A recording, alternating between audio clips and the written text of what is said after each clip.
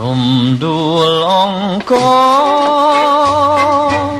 សាសំលលើពីបុផា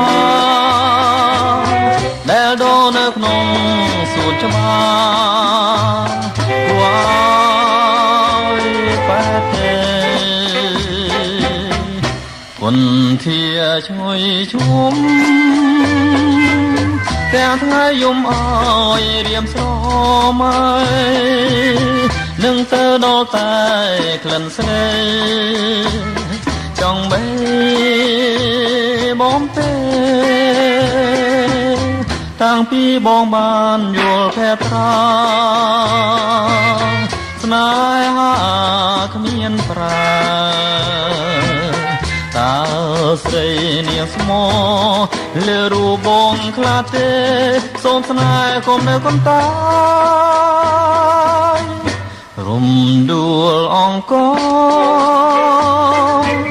រៀមកសូមមកអូនឆ្លើយថាស្នេហ៍ឬមួយប្រងើយចំពួងរូម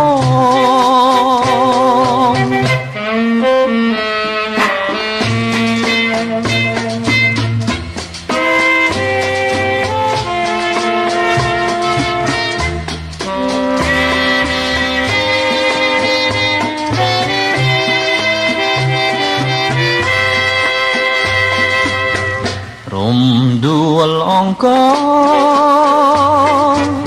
រៀមកសូមមកអូនឆ្លើយថាស្នេហ៍ឬមួយប្រងើយចំពួ